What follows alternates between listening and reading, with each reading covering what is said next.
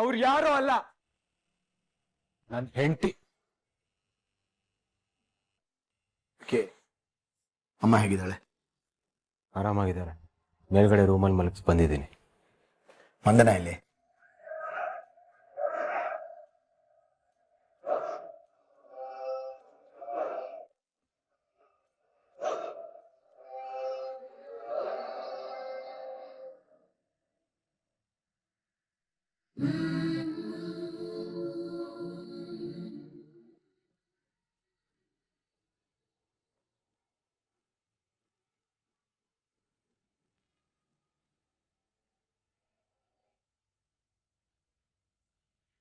ಅಪ್ಪ, ನಾನ್ ಮೋಸ ಹೋಗ್ಬಿಟ್ಟೆಪ್ಪ, ಮೋಸ ಹೋಗ್ಬಿಟ್ಟೆ.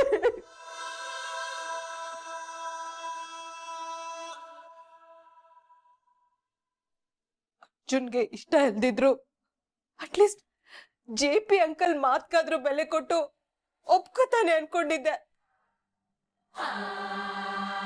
JP ಅಂಕಲ್ ಅವ್ರ ಮಾತನ್ನ ಉಳಿಸ್ಕೊಳಕ್ಕಾದ್ರೂ ಈ ಮದ್ವೆ ಮಾಡಿಸ್ತಾರೆ ಅನ್ಕೊಂಡಿದ್ದೆ ಡ್ಯಾಡ್. ಆದ್ರೆ ಅವರು ಆ ಭಾರ್ಗವಿನ ಮನೆಗೆ ತುಂಬಿಸ್ಕೊಂಡಿದ್ದಾರೆ. ಎಲ್ರೂ ಸೇರಿ ನನ್ ಲೈಫ್ ನ ಹಾಳು ಮಾಡ್ಬಿಟ್ರು ಡ್ಯಾಡ್. ಡ್ಯಾಡ್, ನನಗೆ ಯಾಕೋ JP ಅಂಕಲ್ಲು ಖಂಡಿತ ಡಬಲ್ಗೆ ಮಾಡ್ತಾ ಇದ್ದಾರೆ ಅನಿಸ್ತಾ ಇದೆ. ಏನ್ ಹೇಳ್ತಾ ಇದೆಯಾ ವಿಕ್ಕಿ ನೀನು? ಅಷ್ಟೆಲ್ಲ ನಡೆದ್ರು, ಅಕ್ಕ ಅಳ್ತಾ ಇದ್ರು, ಆ JP ಅಂಕಲ್ಲು ಭಾರ್ಗವಿನ ಮನೆಯಿಂದ ಆಚೆ ಹಾಕ್ಲಿಲ್ಲ. ಆ ಭಾರ್ಗವಿನೂ ಅಷ್ಟೇ ಕೋರ್ಟಲ್ಲಿ ಕಿರ್ಚಾಡ್ತಿದ್ಲಲ್ಲ, ಆ ಥರ ಇರಲೇ ಇಲ್ಲ. ಆ JP ಅಂಕಲ್ ಮುಂದೆ ಬಾಯಿ ಮುಚ್ಕೊಂಡು ತೆಪ್ಪಗೆ ನಿಂತಿದ್ಲು. ಅಂದ್ರೆ JP ನಿಜವಾಗ್ಲೂ ಭಾರ್ಗವಿಗೆ ಅವಮಾನ ಮಾಡ್ಲಿಲ್ವಾ? ಡ್ಯಾಡ್, ಅವಮಾನ ಮಾಡೋದ್ ಹಾಗಿರ್ಲಿ, ಒಂದ್ ಮಾತು ಬೈಲೇ ಇಲ್ಲ. ನಾನು ಅವಳಿಗಿಂತ ಕಡೆ ಅನ್ನೋ ಹಾಗೆ ನಮ್ಮ ಹತ್ರನೇ ಹೊರಟೋಗೋದ. ಅದೇ ನನಗೂ ಬೇಜಾರಾಗಿತ್ತು. ಅವ್ರ ಮುಖದಲ್ಲಿ ನಾನು ಮೋಸ ಮಾಡಿಬಿಟ್ಟೆ ಅನ್ನೋ ಒಂದೇ ಒಂದು ಚೂರಾದ್ರೂ ಗಿಲ್ಟ್ ಕೂಡ ಇರಲಿಲ್ಲ ಡ್ಯಾಡ್.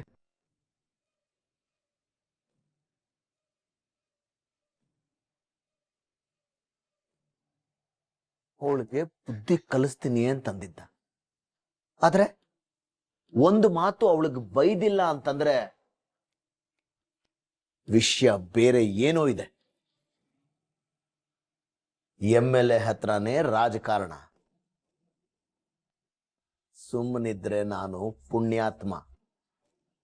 ನನ್ನ ಬೆನ್ನು ಹಿಂದೆ ಮೋಸ ಮಾಡಿದ್ರೆ ನನ್ನಷ್ಟು ಕೆಟ್ಟವನ್ ಯಾರೂ ಇಲ್ಲ. ಬೆಂಕಿ ಕಣ್ಣು ಮುಂದೆ ಇದ್ರು ಅದು ಕೈ ಸುಡೋವರೆಗೂ ಅದರ ತಾಕತ್ತೇನು ಅಂತ ಅರ್ಥ ಆಗಲ್ಲ. ನನ್ನ ಬಗ್ಗೆ JP ಎಲ್ಲ ಗೊತ್ತಿದ್ರು ಇಷ್ಟು ಹಗುರವಾಗಿ ನಡ್ಕೊಂಡಿದ್ದಾನಲ್ಲ. ಆ ಅರ್ಜುನ್ ಭಾರ್ಗವಿ ನನ್ನ ಬೆನ್ನ ಹಿಂದೆ ಮೋಸ ಮಾಡ್ತಿರೋ JPನಾಗ್ಲಿ ಯಾರನ್ನೇ ಆಗ್ಲಿ ಸುಮ್ಮನೆ ಬಿಡಲ್ಲ. ಅವ್ರು ಮಾಡಿರೋ ತಪ್ಪಿಗೆ ನಾನು ಕೊಡೋ ಶಿಕ್ಷೆ ಅನುಭವಿಸ್ಲೇಬೇಕು.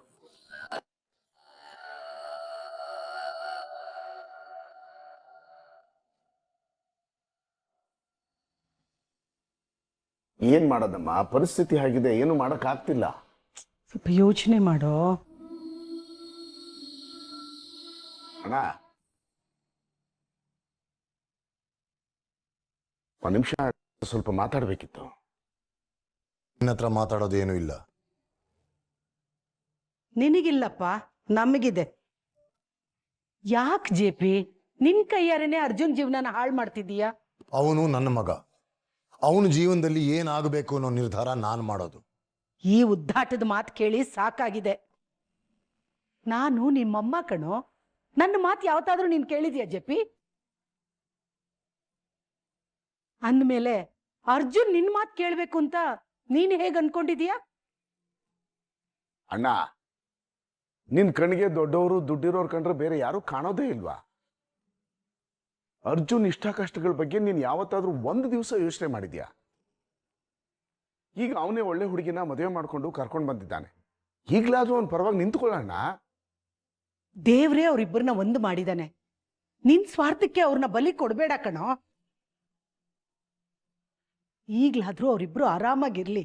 ನನ್ನ ವಿರುದ್ಧನೇ ನಿಂತು ನನ್ನನ್ನ ನಾಶ ಮಾಡಕ್ ಹೊರಟಿರೋ ಆ ಭಾರ್ಗವಿನ ನಾನು ಸೊಸೆ ಅಂತ ಒಪ್ಕೊಬೇಕಾ? ಅವಳು ನಿನ್ನನ್ನ ನಾಶ ಮಾಡ್ತೀನಿ ಅನ್ಕೊಂಡಿಲ್ಲ. ನಿನ್ನಲ್ಲಿರೋ ಕೆಟ್ಟ ಗುಣನ ದ್ವೇಷಿಸ್ತಿದ್ದಾಳೆ ಅಷ್ಟೇ. ಆಹಾ, ಮಹಾತಾಯಿ ಶಕುಂತಲಾದೇವಿ, ನಿನ್ನ ಮಗನ ಪರವಾಗಿ ನಿಲ್ಲೋದ್ ಬಿಟ್ಟು ಆ ಬೀದಿ ಬಿಕಾರಿ ಭಾರ್ಗವಿ ಪರವಾಗಿ ನಿಂತ್ಕೊಂತಿಯಲ್ಲ. ಇಷ್ಟಕ್ಕೂ ಇಲ್ಲೆಲ್ಲಾರು ಅವ್ರವ್ರ ಮೂಗಿನ ನೇರಕ್ಕೆ ಮಾತಾಡ್ಕೊಳ್ಳೋದು ನೋಡಿ. ಶಕ್ತಿ ಪ್ರಸಾದ್ ಮಗಳು ವಂದನಾನೇ ಈ ಮನೆ ಸೊಸೆ ಆಗೋದು ಅಂತ ನಾನಾಗ್ಲೇ ನಿರ್ಧಾರ ಮಾಡಾಯ್ತು. ಇಷ್ಟಕ್ಕೂ ನಾನು ಯಾಕೆ ನಿಮ್ಮ ಮಾತನ್ನ ಕೇಳಬೇಕು ಅಂತ? ಆಗ್ಬೇಕಾಗಿರೋದೆಲ್ಲ ಆಗುತ್ತೆ. ಅಣ್ಣ, ನೀನ್ ಏನ್ ಮಾಡೋದಕ್ಕೆ ಹೊರಟಿದ್ಯಾ? ನಾನೇನು ಮಾಡ್ತಿಲ್ಲಪ್ಪ. ಇನ್ ಸ್ವಲ್ಪ ದಿನ ಭಾರ್ಗವಿನೇ ಅರ್ಜುನ್ನ ಬಿಟ್ಟು ಈ ಮನೆಯಿಂದ ಹೋಗ್ತಾಳೆ. ಅದನ್ನ ಹೇಳ್ತಾರಲ್ಲ, ವಿಧಿ ಲಿಖಿತ ಅಂತ. ಹಾಗೆ ಆಗೋದನ್ನ ಯಾರು ತಡೆಯಕ್ಕಾಗಲ್ಲ. ಭಾರ್ಗವಿ ಈ ಮನೆ ಬಿಟ್ಟು ಹೋಗೋದೇ ವಿಧಿ.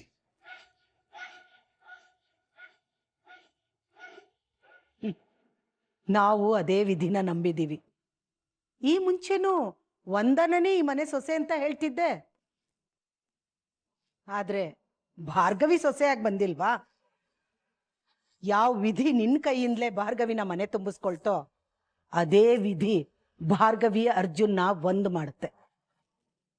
ಅದನ್ನ ನೀನಲ್ಲ, ಯಾರು ತಡಿಯಕ್ಕಾಗಲ್ಲ. ಅಂದ್ರೆ ಅಮ್ಮ, ಸರ್ವಾಧಿಕಾರತ್ವ ಹೋಗಿ ಪ್ರಜಾಪ್ರಭುತ್ವ ಬರುತ್ತೆ ಅಂತನಾ? ಹೌದು ಜಯಂತ, ಅತ್ತೆಗೊಂದ್ ಕಾಲ ಸೊಸೆಗೊಂದ್ ಕಾಲ ಅಂತ ಕೇಳಲಿಲ್ವಾ? ಅದನ್ನ ಸ್ವಲ್ಪ ಬದಲಾಯಿಸಿ ನೋಡು. ಈಗ ಮಾವನ್ ಕಾಲ ಮುಗೀತು, ಇನ್ನೇನಿದ್ರು ಸೊಸೆ ಭಾರ್ಗವಿ ಕಾಲನೇ. ಅಂದ್ರೆ ಈ ಮನೆಯಲ್ಲಿ ಸಾಕಷ್ಟು ಬದಲಾವಣೆಗಳಾಗುತ್ತೆ. ನಾನು ಹೇಳಿದ್ದೇ ನಡಿಬೇಕು, ನಾನು ಮಾತಾಡಿದ್ದೇ ನಿಯಮ ಅನ್ನೋರು ಇನ್ನು ಮುಂದೆ ಹೊಸ ಹೊಸ ಪಾಠಗಳನ್ನ ಕಲಿಬೇಕಾಗತ್ತೆ ಅಲ್ವಮ್ಮ?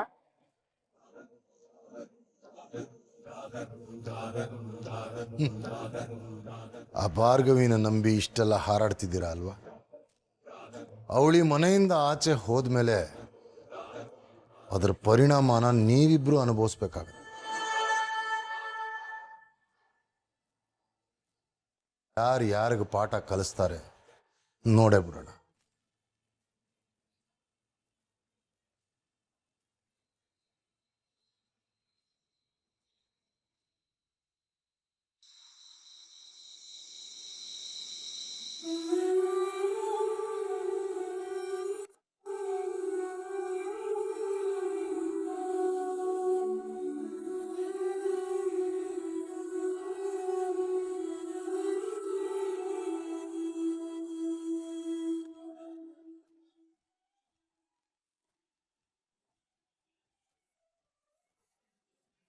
ನೀರಲ್ಲಿ ಸಣ್ಣ ಅಲೆಯೊಂದು ಮೂಡಿ ಚೂರಾದ ಚಂದ್ರನೀಗ ಎಲ್ಲೊಂದು ಚೂರು ಅಲ್ಲೊಂದು ಚೂರು ಒಂದಾಗಬೇಕು ಬೇಗ ತುಸು ದೂರ ಸುಮ್ಮನೆ ಜೊತೆಯಲ್ಲಿ ಬಂದೆಯ ನಡುವೆಲ್ಲೋ ಮೆಲ್ಲಗೆ ಮಾಯವಾದೆಯ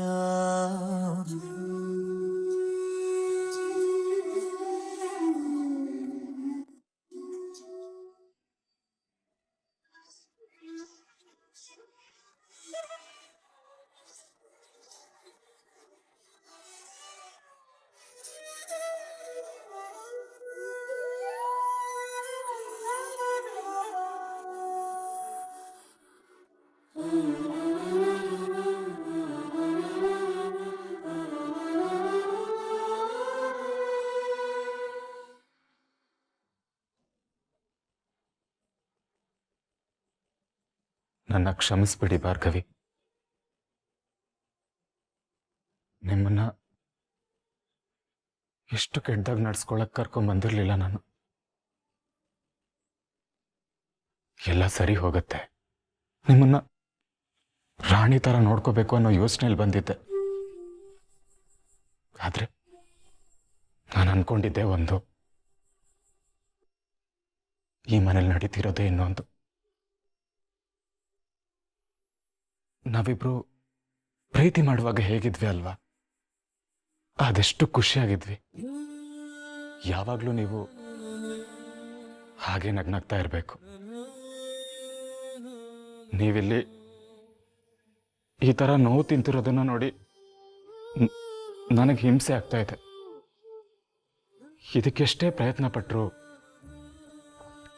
ಪರಿಹಾರ ಮಾತ್ರ ಸಿಗ್ತಾನೆ ಇಲ್ಲ. ನೀವು ಅನ್ಕೊಂಡಿರೋ ತರ ನಾನು ಮೋಸ್ಕಾರ ಅಲ್ಲ. ನನಗೆ ನಿಮ್ಮ ಮೇಲೆ ಎಷ್ಟು ಪ್ರೀತಿ ಇದೆ ಗೊತ್ತಾ? ನನ್ನ ಪ್ರೀತಿ ಸುಳ್ಳಲ್ಲ ಅನ್ನೋದನ್ನ ಆದಷ್ಟು ಬೇಗ ತೋರಿಸ್ಕೊಡ್ತೀನಿ. ನನ್ನ ಒಪ್ಕೊಳ್ಳಿ ಅಂತ ನಾನು ಯಾವತ್ತೂ ಅಂತ ಮಾಡಲ್ಲ. ಪರಿಸ್ಥಿತಿ ಬದಲಾಗೋಕೆ, ನೀವೀ ಮನೆಗೆ ಹೊಂದ್ಕೊಳ್ಳೋಕೆ, ಹಾಗೆ ಸತ್ಯ ಬಯಲಾಗಕ್ಕೆ ಸ್ವಲ್ಪ ಸಮಯ ಬೇಕು. ಅಲ್ಲಿವರೆಗೂ ನಾನು ಕಾಯ್ತೀನಿ. ನೀವು ತಾಳ್ಮೆಯಿಂದ ಕಾಯ್ತೀರಲ್ವಾ? ಆದ್ರೆ ಒಂದ್ ಮಾತಂತೂ ಸತ್ಯ, ನಾನು ನಿಮ್ಮನ್ನ ಯಾವುದೇ ಕಾರಣಕ್ಕೂ ಕಳ್ಕೊಳ್ಳಲ್ಲ. ಮನೆಯವ್ರಿಗೆಲ್ಲ ನೀವೆಷ್ಟು ಒಳ್ಳೆಯವ್ರು ಅನ್ನೋದನ್ನ ತಿಳಿಸಿ ನಿಮ್ಮನ್ನ ಒಪ್ಕೊಳ್ಳೋ ತರ ಮಾಡ್ತೀನಿ. ಅವ್ರು ಬೈದ್ರು, ಕೋಪ ಮಾಡ್ಕೊಂಡ್ರು, ಏನೇ ಹೇಳಿದ್ರು ನಾನು ಸಹಿಸ್ಕೋತೀನಿ. ಆದ್ರೆ ನಿಮ್ಮ ಮೇಲೆ ಯಾವ ಅಪವಾದ ಬರೋಕ್ಕೂ ನಾನು ಬಿಡಲ್ಲ. ನಿಮಗಾಗಿರೋ ನೋವಿಗೆ ಕ್ಷಮೆ ಕೇಳೋದನ್ನೊಂದು ಬಿಟ್ಟು ಬೇರೇನೂ ತೋಚ್ತಾ ಇಲ್ಲ. ದಯವಿಟ್ಟು ನಿಮ್ಮನ್ನ ಈ ಸ್ಥಿತಿಗೆ ತಂದಿರೋ ನನ್ನನ್ನ ಕ್ಷಮಿಸ್ಬಿಡಿ.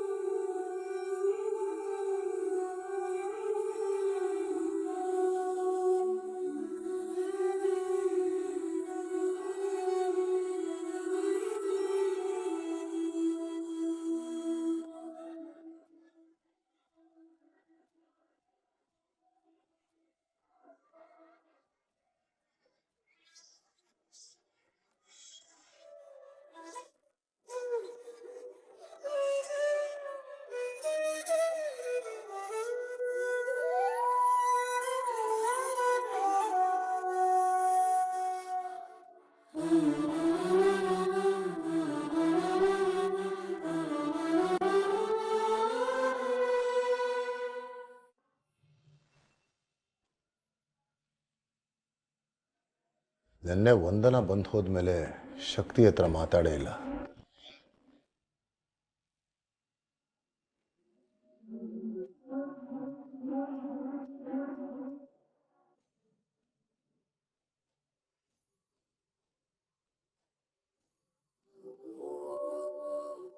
ಹಲೋ. ಹಲೋ ಶಕ್ತಿ, ನೆನ್ನೆ ವಂದನ ಮನೆಗೆ ಬಂದಿದ್ಲು. ಅವಳ ಹತ್ರ ಮಾತಾಡಿದ್ದೀನಿ. ಅವಳು ಆರಾಮಾಗಿದ್ದಾಳಲ್ವಾ? ಮಾತಾಡಿ ಕಳಿಸಿದ್ಯೋ ಅಥವಾ ಬೈದು ಕಳಿಸಿದ್ಯೋ?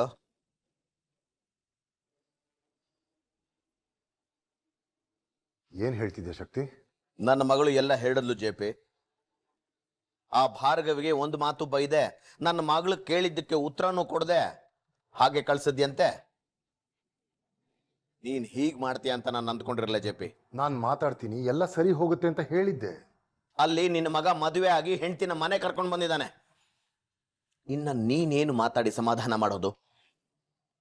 ಆವತ್ತು ನೀನು ಮಾತಾಡಿದ್ ನೋಡಿದ್ರೆ ಭಾರ್ಗವಿಗೆ ಮಂಕ್ ಬೂದಿ ಎರಚಿ ಏನೋ ಪ್ಲಾನ್ ಮಾಡಿದ್ಯಾ ಅಂತ ಅಂದ್ಕೊಂಡೆ.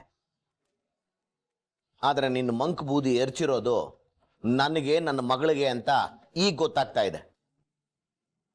ಜೆಪಿ, ನನ್ನ ಮಗಳು ಕಾಲಲ್ಲಿ ತೋರಿಸಿದ್ದನ್ನು ಕೂಡ ಕೊಡಿಸ್ದೆ ಬಿಟ್ಟವನಲ್ಲ ನಾನು. ಅಂಥವಳು ಮದುವೆ ಅಂತ ಆದ್ರೆ ಅರ್ಜುನ್ನೇ ಅಂತ ಬಾಯಿ ಬಿಟ್ಟು ನನ್ನ ಹತ್ರ ಕೇಳಿದ್ಲು.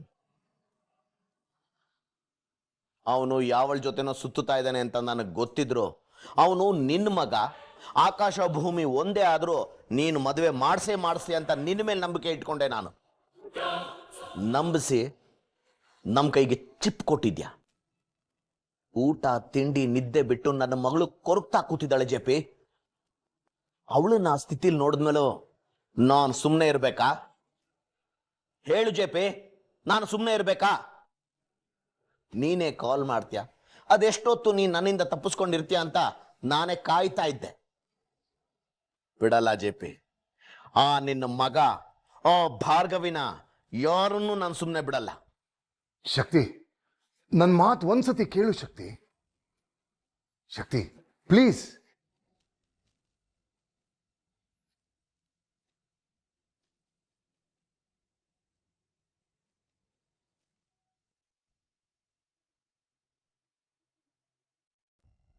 ಮಾವ ಎಲ್ಲ ಹೊರಟಾಗಿದೆ.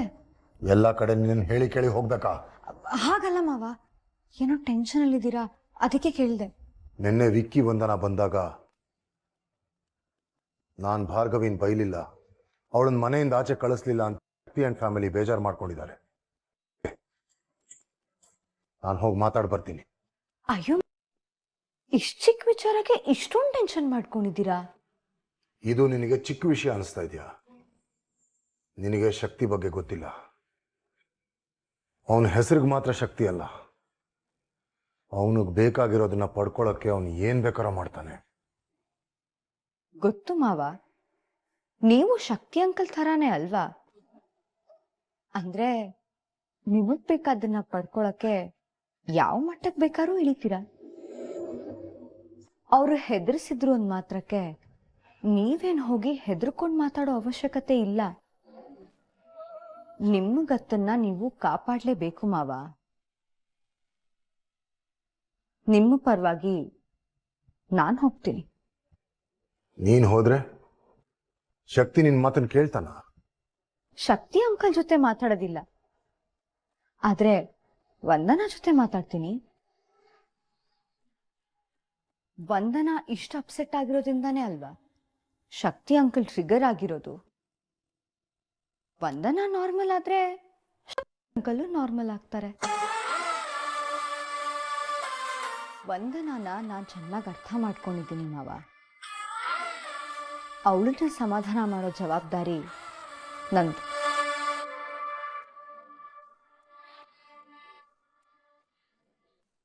ನಿಮ್ಮ ಶಕ್ತಿ ಅಂಕಲ್ ಸ್ನೇಹ ಮೊದಲಿನ ಹಾಗೆ ಇರುತ್ತೆ. ನಾನು ಹೋಗ್ಬರ್ಲಾ ಮಾವ?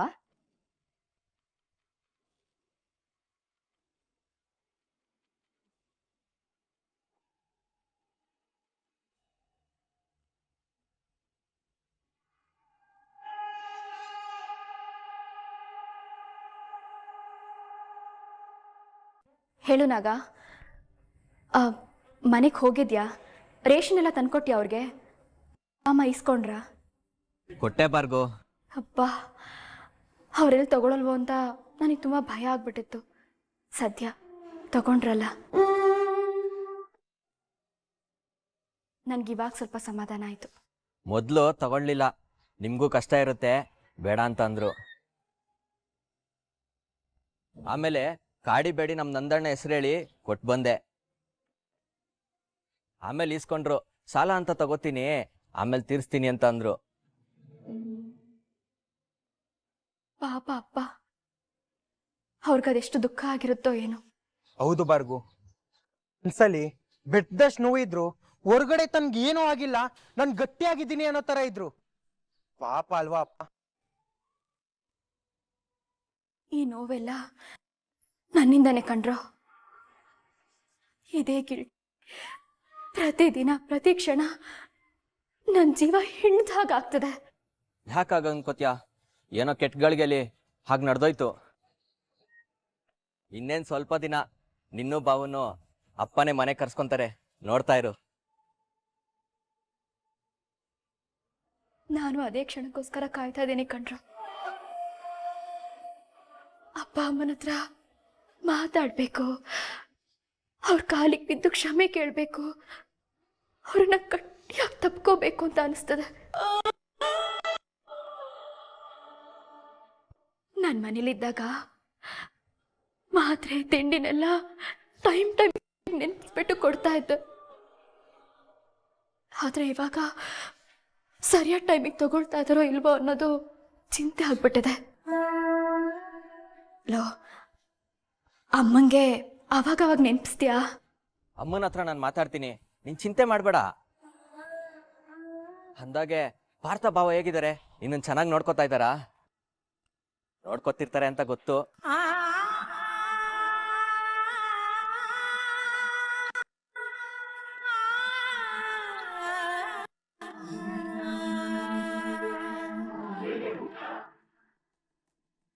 ನಾನು ಆಮೇಲೆ ಕಾಲ್ ಮಾಡ್ತೀನಿ.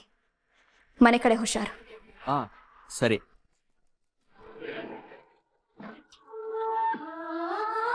ಭಾರ್ಗವಿ, ತಿಂಡಿ ತಂದಿದ್ದೀನಿ, ತಣ್ಣಗಾಗೋ ಮುಂಚೆ ತಿನ್ನಿ. ಸಲಿರೋ ಬೆಂಕಿ ಬಿಸಿನೇ ಸಾಕು, ನೀವೇ ತಿನ್ಕೊಳ್ಳಿ.